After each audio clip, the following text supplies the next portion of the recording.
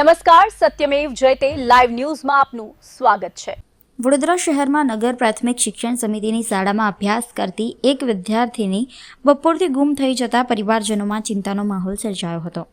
બાળકીને કોઈ ભાડ ન મળતા પરિવારજનોએ તાત્કાલિક પોલીસનો સંપર્ક કરી શોધખોળ શરૂ કરવાની માંગ કરી હતી। ઘટનાની જાણ થતાં પોલીસ તેમજ વહીવટીતંત્ર સક્રિય બન્યું હતું। બાળકીને શોધી કાઢવા માટે વિવિધ ટીમો બનાવી શહેરના અલગ અલગ વિસ્તારોમાં તપાસ હાથ ધરવામાં આવી હતી। સાથે જ ટેકનિકલ સર્વેલન્સ અને અન્ય માધ્યમો દ્વારા પણ બાળકીની ભાળ મેળવવાના પ્રયાસો કરવામાં આવ્યા હતા। શરૂઆતમાં બાળકીનો કોઈ પત્તો ન મળતા પરિવારજનોએ ચિંતા વ્યક્ત કરી હતી અને પોલીસની કામગીરી અંગે અસંતોષ પણ વ્યક્ત કર્યો હતો। જોકે પોલીસ અને વહીવટીતંત્ર દ્વારા સતત પ્રયાસો ચાલુ રાખવામાં આવ્યા હતા। અંતે વિદ્યાર્થીની સુરક્ષિત હાલતમાં મળી આવતા પરિવારજનોને મોટી રાહત મળી હતી। બાળકી સલામત મળી આવતા પોલીસ અને વહીવટીતંત્રે પણ હાશકારો અનુભવ્યો હતો। સમગ્ર ઘટનાના કારણે શહેરમાં થોડા સમય માટે ચિંતાનું વાતાવરણ સર્જાયું હતું, પરંતુ વિદ્યાર્થીની સુરક્ષિત મળી આવતા સૌએ રાહતનો શ્વાસ લીધો હતો। નગર શિક્ષણ સમિતિ વડોદરાની ઇન્દુલાલ યાજ્ઞિક હિન્દી પ્રાથમિક શાળામાં અભ્યાસ કરતી બાળકી જે બાલવાટિકામાં અભ્યાસ કરતી હતી અને આજે વિગતો જે અમને જાણવા મળી છે આચાર્યશ્રી દ્વારા એ મુજબ બાલવાટિકામાં પ્રવેશ લઈને આજે એમનો પહેલો દિવસ હતો। એટલે શાળાએ મૂકવા એમના વાલી આવેલા, પણ શાળાએથી ઘરે જવા માટે ટ્રાન્સપોર્ટની સુવિધા જે કરેલ હતી એ બસમાં જવા માટે અહીંથી શિક્ષકોએ બેસાડી। દીકરી બસમાં બેઠી, પણ પછી એની જાતે જ થોડી વારમાં બસમાંથી ઉતરી અને ચાલી નીકળે। આવું સીસીટીવીના માધ્યમથી અમારા સ્ટાફને જાણવા મળેલ। અમે શિક્ષણ સમિતિની ટીમ, સમગ્ર શિક્ષાની ટીમ અને સાથે સાથે પોલીસ વિભાગના જે સ્ટાફ છે એમને પણ જાણ કરી અને સઘન શોધખોળ હાથ ધરી।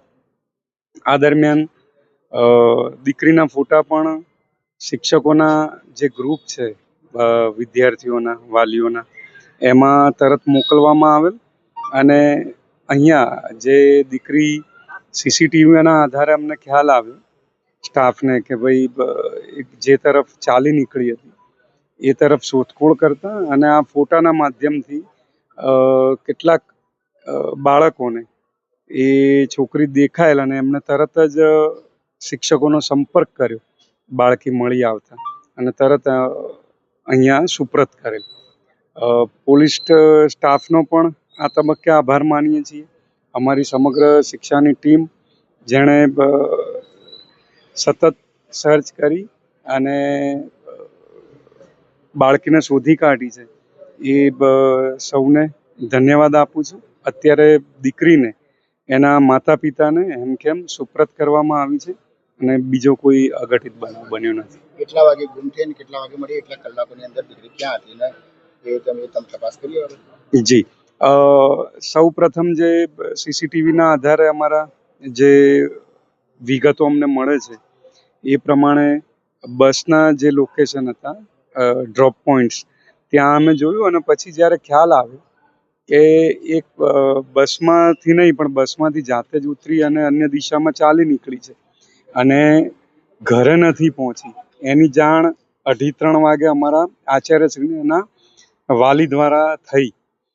ત્યારબાદ આચાર્યશ્રી એમની રીતે શોધખોળ કરી અને 5-1 વાગે શિક્ષણ સમિતિને આચાર્યશ્રી દ્વારા જાણ કરતા સઘન શોધખોળ હાથ ધરવામાં આવેલ। સાથે સાથે પોલીસની ટીમો પણ શોધખોળમાં લાગેલ। લાગે છે કે આમ બસમાંથી ઉતરી ગઈ તો બસની બેદરકારી હોઈ શકે? હાલ તો અમારું જે ફોકસ હતું એ દીકરી હેમખેમ ઘરે પહોંચી જાય, મળી જાય એના ઉપર હતું।